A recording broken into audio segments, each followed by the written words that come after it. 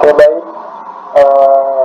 Di sini saya akan menjelaskan mengenai materi studi kasus kegagalan konstruksi jembatan Kutai Kartanegara.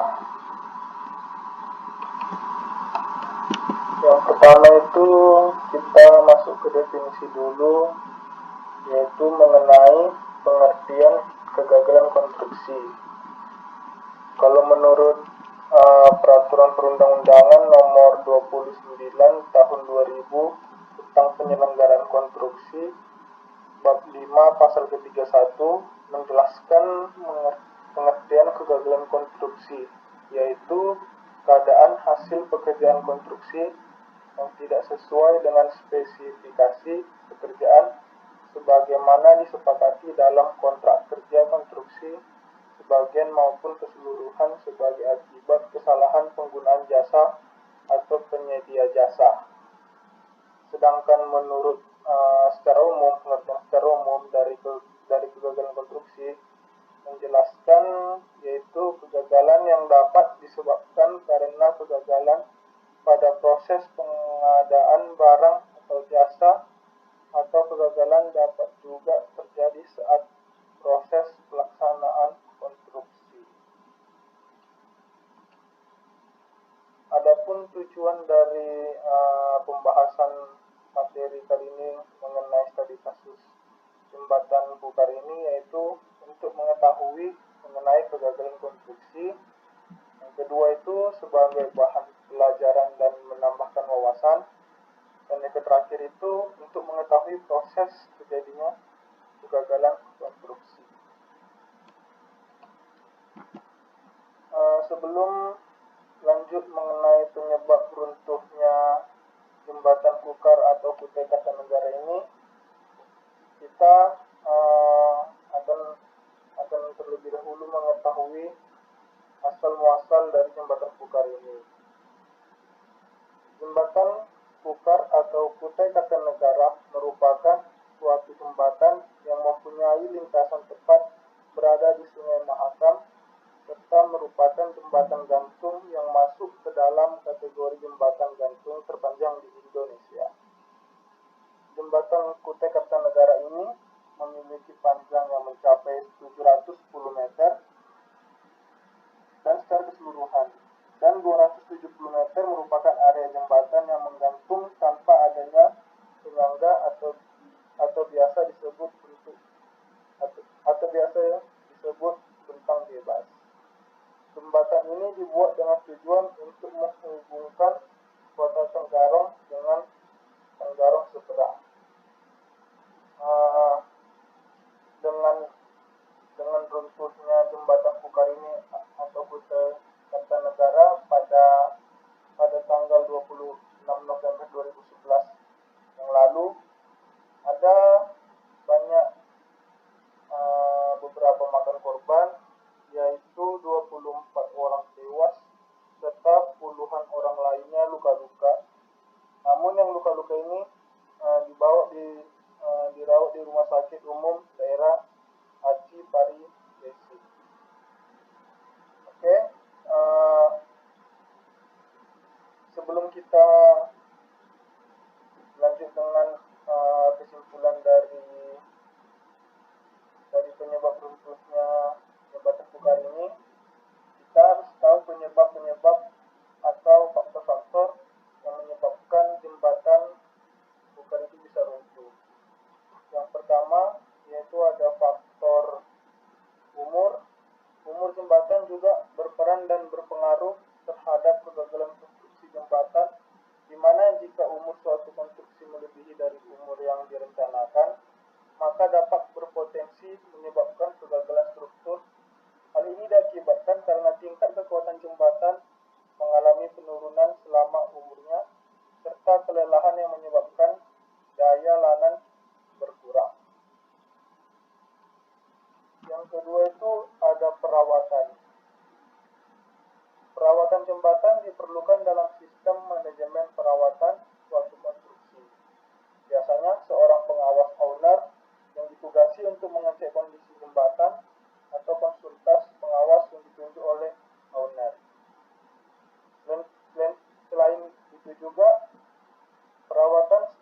kalau perlu dilakukan untuk tetap mengantisipasi kerusakan atau perubahan berkala yang terjadi pada konstruksi. Misalnya, retak karena beban yang diterima jembatan meningkatkan atau karena umur material dan lain sebagainya. Namun kenyataannya, bagian perawatan masih sering diabaikan.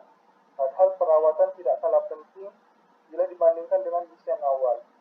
Oleh karena itu, apabila membangun suatu konstruksi seperti jembatan, gedung, dan konstruksi lainnya, perawatan ini sangat dibutuhkan untuk menambah kualitas dan memperpanjang umur bangunan tersebut. Selanjutnya ada kesalahan dalam perencanaan. Kesalahan perencanaan dan perancangan merupakan faktor yang sangat penting, yang vital, di mana sangat berpengaruh terhadap desain konstruksi yang akan dilaksanakan di lapangan. Jika dalam aspek perencanaan dan perancangan pihak konsultan salah satu memperhitungkan atau menganalisis, maka konsekuensi dan dampak yang dapat ditimbulkan ke depan akan sangat signifikan, berpengaruh terhadap kegagalan fisik bangunan. Seperti itu, ada ketidaksempurnaan konstruksi dalam desain dan desain arsitektur yang kemudian pada perhitungan struktur tidak direncanakan dengan baik dan benar. Selanjutnya ada kesalahan dalam pelaksanaan. Kegagalan struktur dapat terjadi jika pekerjaan tenaga tidak terampil pada pekerjaan konstruksi. Hal-hal yang salah dalam segi metode pelaksanaan adalah kualitas material yang tidak sesuai spesifikasi dalam perencanaan dan kontrak, penggunaan peralatan yang tidak efektif, dan penggunaan tenaga kerja yang kurang ahli dan tidak berpengalaman. Kurangnya pengawasan dan manajemen proyek yang kurang baik. Sehingga hal-hal tersebut diperhatikan, maka tingkat terjadinya kegagalan konstruksi dari aspek pelaksanaan dapat terminimalisir. Selanjutnya ada kesalahan dalam penggunaan bangunan. Dalam kesalahan penggunaan bangunan ini ada 4 faktor yang mempengaruhinya. Yang pertama itu ada penggunaan bangunan yang melebihi kapasitas rencana. Yang kedua ada penggunaan bangunan di luar dari peruntukan rencana. Yang ketiga ada penggunaan bangunan yang tidak didukung dengan program pemeliharaan yang sudah ditetapkan. Dan yang terakhir yaitu penggunaan bangunan yang sudah habis umur rencananya.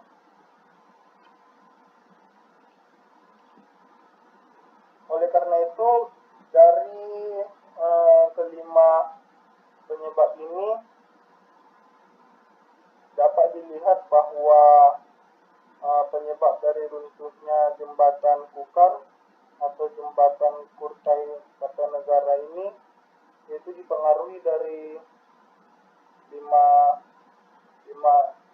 penyebab ini, yaitu umur, perawatan, kesalahan dalam perencanaan, kesalahan dalam pelaksanaan, dan yang terakhir itu ada kesalahan dalam penggunaan bangunan. Namun faktanya pemicu dari runtuhnya jembatan Kukar itu sendiri diduga akibat putusnya hanger penghubung antar batang nomor 13 jika dihitung dari Thailand atau menara penyangga dari arah Tenggarong.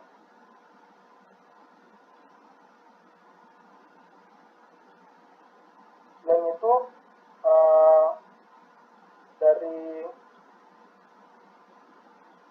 dari kesimpulan lain, penyebab utamanya adalah adanya kesalahan saat proses perencanaan, pelaksanaan, dan pemeliharaan jembatan tersebut. Oleh karena itu, jembatan Kukar ini runtuh karena ada 3 penyebab utamanya yang seperti dilampirkan lanjutan dari informasi ini, yaitu ada proses perencanaan, ada pelaksanaan dan pemeliharaan jembatan tersebut. Oleh karena itu, pada saat membangun suatu konstruksi jembatan, kelima faktor ini harus kita perhatikan agar bangunan itu umurnya bisa bertahan lama. Selain itu juga ada informasi dari Dekan Fakultas Teknik Sipil dan Perencanaan atau FTISP ini juga menambahkan material yang digunakan sebagai bahan pembuatan jembatan tidak memenuhi standar. Material yang digunakan adalah FCD 60 atau besi tuang red yang memiliki ketahanan impak rendah. Seperti itu yang disimpulkan dari Dekan Fakultas Teknik Sipil dan Perencanaan atau FTISP. Selain itu juga, tak hanya itu, dalam proses pelaksanaan juga terjadi kelalaian. Dia menyebutkan kontraktor jembatan tidak melaksanakan uji geser, uji fatik, dan uji impak sebagaimana mestinya. Selain itu, tidak ada pula data proses monitoring saat pembangunan awal.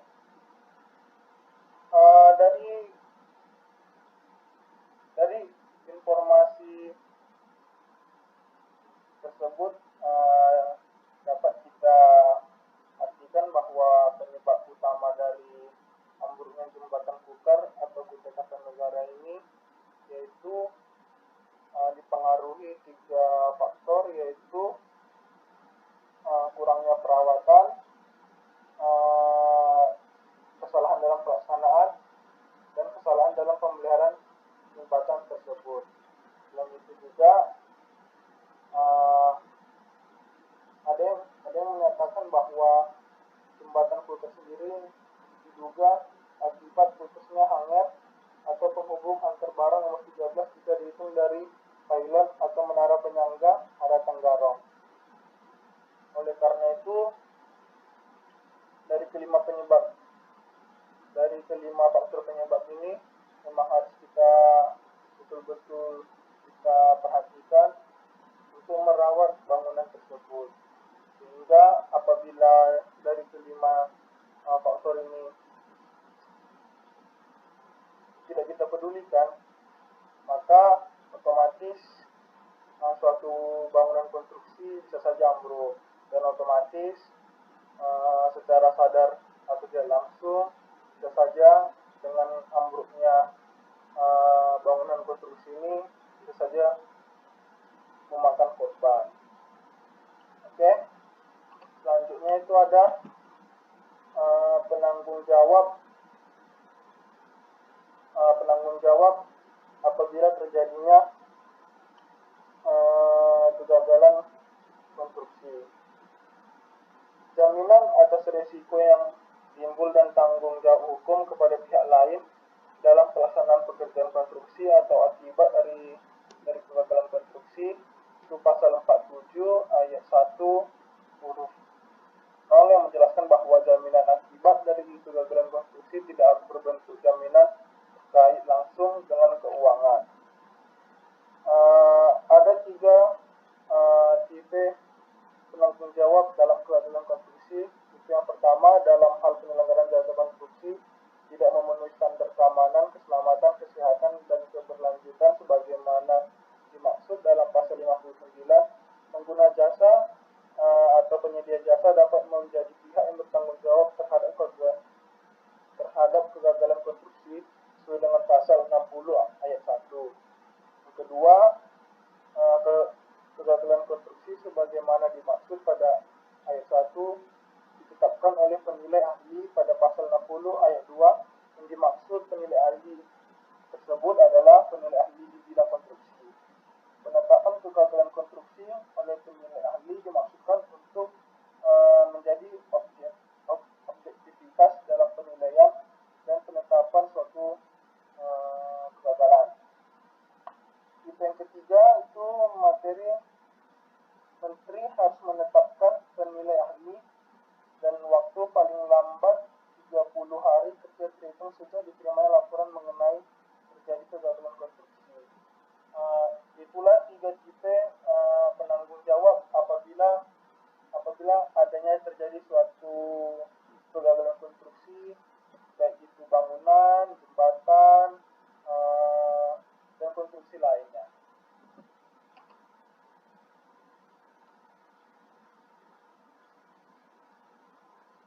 Dengan runtuhnya jembatan Kukar ini ada banyak akibat yang harus ditanggung oleh warga Tenggarong, yaitu dalam sektor pendidikan. Hal ini mengganggu pergerakan masyarakat Tenggarong seberang dalam kegiatan pendidikan mengalami perubahan pasca runtuhnya jembatan Kutai Kartanegara.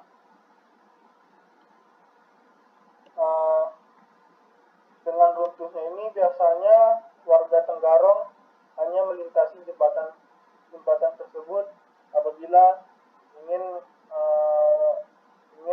melaksanakan pendidikan. Namun semenjak runtuhnya jembatan Kukar ini, para pelajar yang ingin bersekolah sangat bersulit mengakses ke lokasi tersebut, sehingga dengan terpaksa para pelajar harus mencari rute lain, yaitu dengan rute menyeberangi sungai tersebut. Selanjutnya yang kedua itu ada akibat dari sektor layanan kesehatan. Akses kesehatan masyarakat Tenggarong seberang mengaku terganggu akibat runtuhnya jembatan Kutai Kartanegara, karena mereka biasa mengakses layanan kesehatan di Tenggarong. Walaupun sebagian dari mereka masih bisa memanfaatkan fasilitas kesehatan seperti puskesmas dan polindes atau rumah sakit di Samarinda, sebagian warga Tenggarong seberang memanfaatkan feri penyeberangan untuk tetap mendapatkan layanan kesehatan. Sedangkan masyarakat Tenggarong yang memerlukan pelayanan kesehatan seperti ke rumah sakit di Samarinda, sebagian besar dari mereka memilih menggunakan rute darat yang lebih jauh. Oleh karena itu, sangat terganggu dengan akibatnya runtuh jembatan ini, karena masyarakat setempat sulit untuk mengakses lokasi tersebut.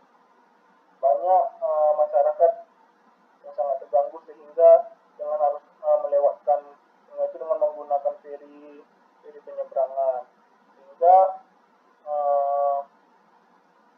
memakan waktu yang sangat lama.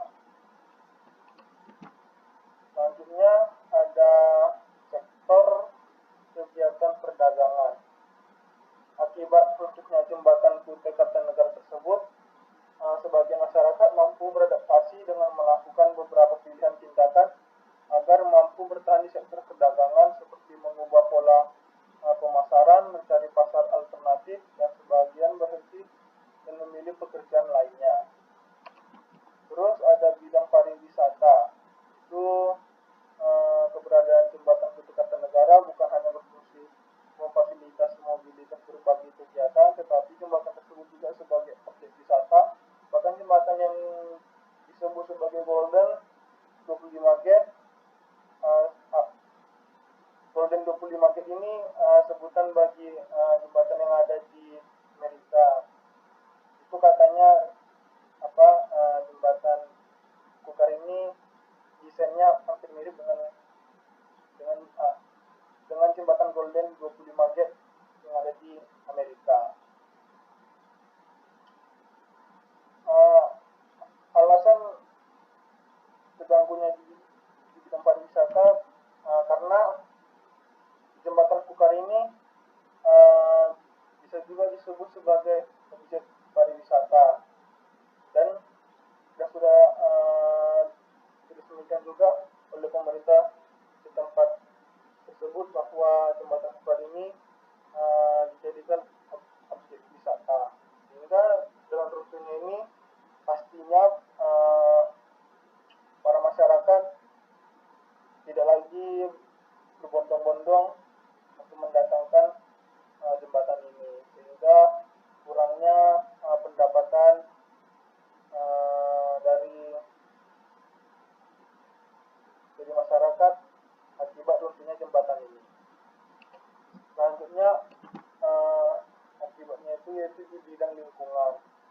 itu meningkatkan keramaian di lokasi tersebut, diperkirakan akan mendorong masyarakat untuk menciptakan aktivitas ekonomi maupun membangun permukiman yang baru dalam beberapa waktu ke depan. Jika bangunan-bangunan baru di lokasi tersebut bermunculan, dikhawatirkan akan berpotensi melahirkan dampak lanjutan yang saat ini belum terlihat, namun diperkirakan bisa terjadi pada waktu mendatang. Sehingga dengan adanya aktivitas ekonomi dan pembangunan permukiman, sehingga lingkungan di daerah tersebut akan terganggu, seperti dengan adanya pembuangan limbah, adanya pembuangan sampah, kan? Karena semenjak rubuhnya jembatan Bukar ini, pasti akan berpotensi menciptakan aktivitas ekonomi dan membangun permukiman, sehingga meningkatkan keramaian di lokasi tersebut.